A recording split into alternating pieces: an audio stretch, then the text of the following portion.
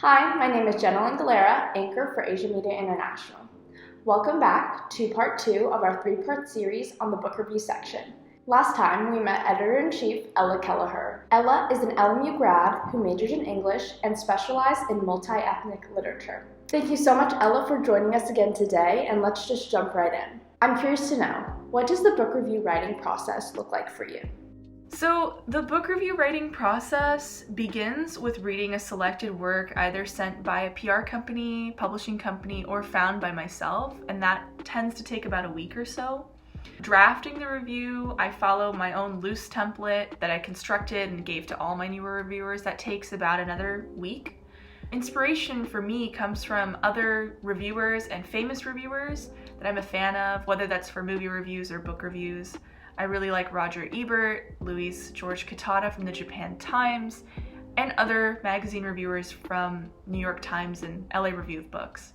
Definitely. It sounds like a very thorough process, and I think that all of those steps behind each and every book review is what makes the work so great in the end. Now, this is something that I'm really curious about. What was your favorite book review to write, and can you tell us a little bit more about why? So typically, a great book to read is a fun one to write. In my case, it was Meiko Kawakami's Heaven from 2021. The story was just so special. There were themes of bullying, youth violence, loneliness, and nihilism. When I lived in Japan as a student, I also witnessed and experienced these sentiments that were kind of like static in the air.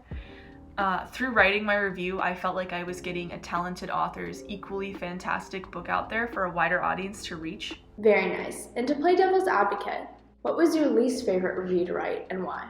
My least favorite book review to write was First Person Singular by Haruki Murakami from 2021. He's by far one of my favorite authors, so I really loved reading his work, but when you're reviewing works by super famous authors, it's kind of like a double-edged sword. So on the one hand, you're reading something of masterful quality that you really enjoy, and you're feeling really good about yourself when you're writing a review for it. But on the other hand, there's an oversaturation of similar reviews on the exact same book, little to no recognition by the author or their publishing company, and a really loyal fan base willing to critique and tear apart your writing at a moment's notice.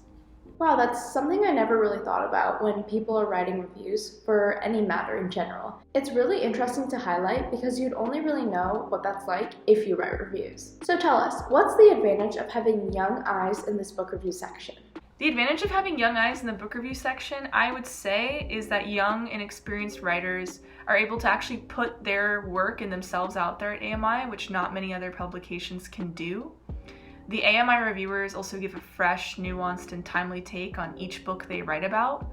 And they're more aware, I think, of social changes, issues, and are better connected on social media applications, which can offer, a great and new perspective to socio-political understandings.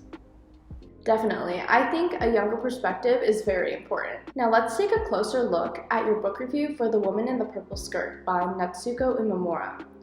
A lot of people know the feeling of thinking they're being watched. In this particular review, what is the significance about the woman in the yellow cardigan, and what does the description of her character say about Japanese society as a whole? Yeah, so the woman in the yellow cardigan embodies this idea of longing and loneliness.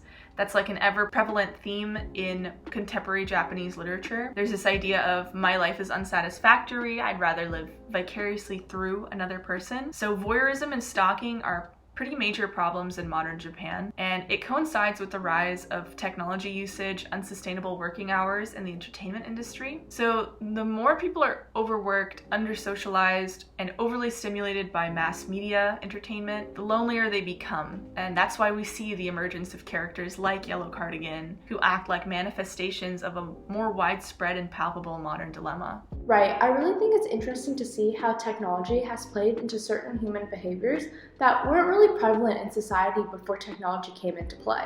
Well, thank you so much, Ella, for coming in and allowing me to ask you about the book review section. Yeah, thank you for that interview again. And thank you for watching. I'm Janelynne Galera, and we'll see you back for part 3.